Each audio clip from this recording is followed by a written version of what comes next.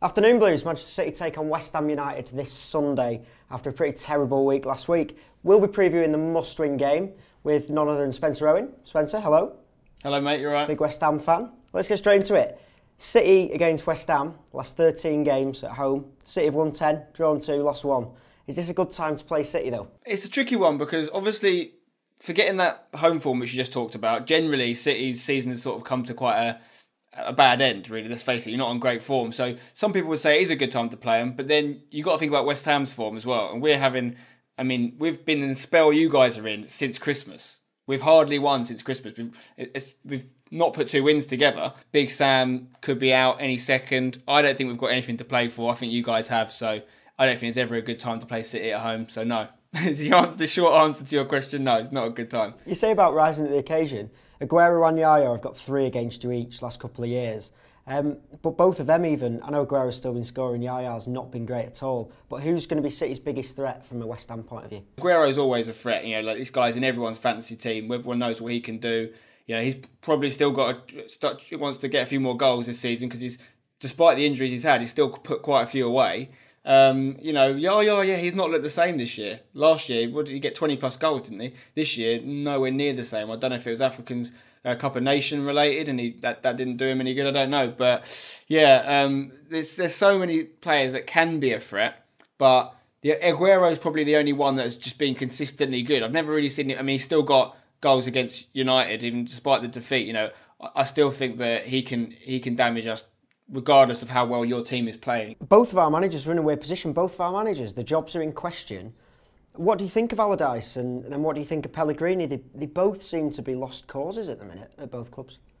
Yeah, I mean, the rumours would suggest they're both going to be leaving at the end of the season. I mean, Big Sam, I've said it before, I'll say it again, I don't think he deserves to be sacked based on the fact that he has delivered on his targets every time with us. For me, it's a risk to get rid of Big Sam now because we've got 1 season left before we go to the Olympic Stadium. We cannot afford to get relegated next year. We can't be playing, you know, championship opponents in that stadium. It would be a disaster. We're never going to fill it. Yeah. So he's a manager that's never been relegated. So why would you get rid of him now? Despite he's not perfect. There's a few things about him that people don't like, but he's very good at what he does, which is keeping clubs up. And we're not, unless we're going to spend silly money in the summer and get some special manager in and go for a really good league position, we might as well just consolidate at this stage. And with Pellegrini, you know, I mean, his task, as far as I knew, he came in, he won the league, you know, he won the Capital One Cup as well last season. This year, he has not kicked on in the Champions League as much as I think probably the City board and fans would have liked. And obviously the league has just gone disastrously wrong. So it's harsh because he had a good season last year, but we saw the same thing with Mancini. He won the league, season after didn't work out for him.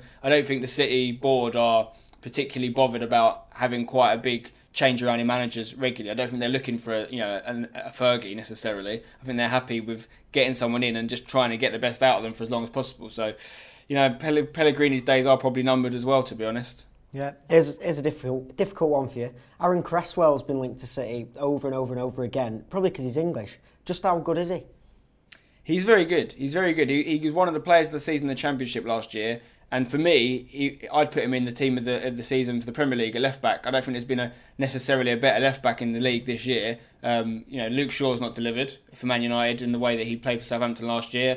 I don't think that that Leighton Baines has not been particularly special to his normal standards. For me, Cresswell would get that nod. No Andy Carroll for West Ham. Obviously, he's out for the season. Yeah, what's new? Well, yeah, exactly. Who do you think's been your best player and still is your best player? Is it Cresswell?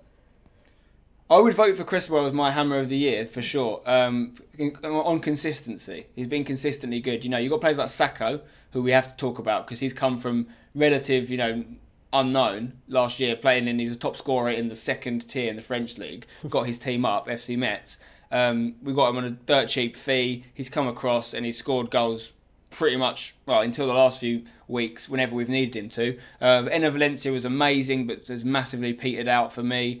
So, yeah, I mean, and Alex Song has gone from hero to villain for me. I think he doesn't look like he wants to be there at all anymore, and he's not going to be there next season. So, yeah, I'd definitely give it to Cresswell, with Sacco coming in close second. Score most often in this tie has been 2-1 to the home team. So, score prediction for Sunday? Now, if you're asking me, like, as a football person that knows about football to predict it, like, that would bet on it, I just can't see us getting anything from the game. I'd definitely bet on a City win. I'd say probably 2-0. But But my heart is saying that maybe I don't even know why I'm saying this, but maybe we can claw something out of it and get a draw based on if everything works in our favour. If you guys continue to not hit, the ground running, maybe we can get a draw. But realistically, 2-1 probably isn't a bad shout, to be honest. But I'd love a 1-1. Right, well, Spencer wants 1-1. We all need a City win. Thanks anyway to Spencer Owen. If you don't know him, check out Spencer FC. Links in the description below. Leave your comments for your score predictions. Come on, City. This is Ricky the Hitman Hassan. Subscribe to Blue Moon Rising TV for a knockout time.